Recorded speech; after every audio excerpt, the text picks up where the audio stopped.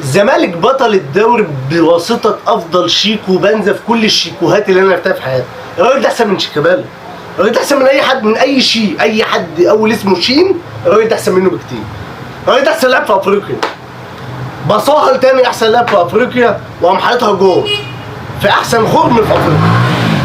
الزمالك بيكسب بيراميدز 1-0 في واحده من امتع الماتشات، مع انه 1-0. شايف كله مضغوط، شايف اللعيبه مضغوطه بسبب مدرب ذكي جدا اسمه معتمد جمال. شاف ان بيراميدز عمل 3 تغييرات هجوميه، قال لك بس في مساحات هتكتر انزل شيكو بنزا. بالمناسبه شيكو جايب جون انا ما اعرفش اتلغى ليه لغايه دلوقتي، يعني حتى لما رسموا الخط انا ما اعرفش هو اتلغى ليه. بس ما علينا، المهم ان الزمالك كسب وخد ال3 بونت. فضل 2 محترفين، واحد منهم بنشتمه ليل نهار، بان في الماتشين بتوع بيراميدز ان هو حلو، اللي هو شيكو بنزا. واحد بالنسبه لنا هو احسن لاعب في افريقيا، هو احسن لاعب في افريقيا واحسن من اي حد، وحاسم في الماتشات الكبيره، هو اللي وصلنا نهائي كونفدراليه، هو اللي لسه كاسب بيراميدز دلوقتي ومدينا الدوري، هو شيكو بنزا بيه، شيكو باشا مش شيكو بيه بس. الزمالك النهارده عمل كل حاجه صح في الكوره. الزمالك مشى النص زي ما هو عايز، انت سكوادك اقوى حصل يا بيراميدز، انت دكتك اقوى حصل يا بيراميدز، انا هلاعب لك محمد اسماعيل نص ملعب، بنتاج اتصاب هو سبب، بس حتى لو احمد ربيع كان لعب كان هيبقى نفس الطريقه، حتى لو فتوح كان نص ملعب كانت هتبقى نفس الطريقه. انا هلعب يا باشا على امكانياتي ومستنيك تقابلني. بيراميدز بقى نصر يوريتشيتش قال لك انا هسيب لهم الاستحواذ نشوف هيعملوا ايه. ما عملناش حاجه يا باشا، مشي الماتش زي ما انا عايز، بس انت اللي محتاج المكسب اكتر مني، التعادل في صالحي اكتر منك. ساعة لما انت قررت تهاجم وتلعب الطريقه اللي معتمد جمال مستني تلعبها من اول الماتش، نزل لك شيكو بنزا راح هو على الخط، بقى على طول محمود مرعي راح جول على طول، مفيش تفكير.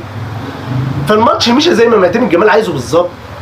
يا جماعه ركزوا معايا دلوقتي، 49 بونت، الاهلي وبيراميدز 44 ماتش الجاي اهلي بيراميدز، انت لو كسبت انبي خدت الدوري 100% بقى مش 90.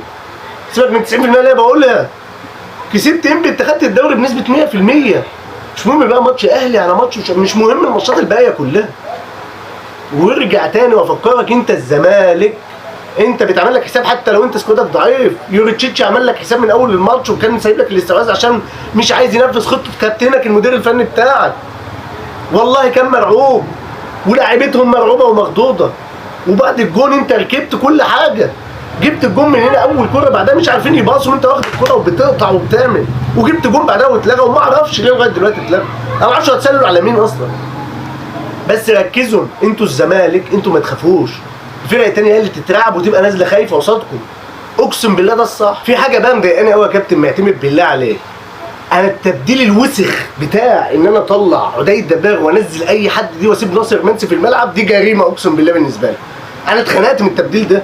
ناصر منسي عمل ايه النهارده عشان تسيبه في الملعب وتطلع عدي؟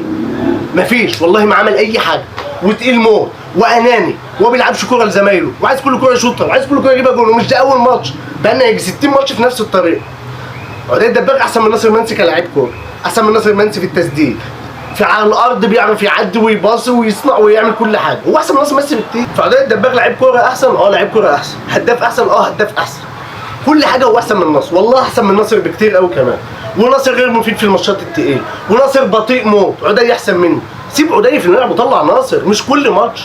هو حرام نيجي جنب ناصر منسي يا عم، هو على دماغي ولاعيب كويس وحلو للزمالك كل حاجه، بس حرام بقى، انا زهقنا من حته ان هو كل ماتش عايز هنلعبه اجباري، ما هو وحش نطلعه.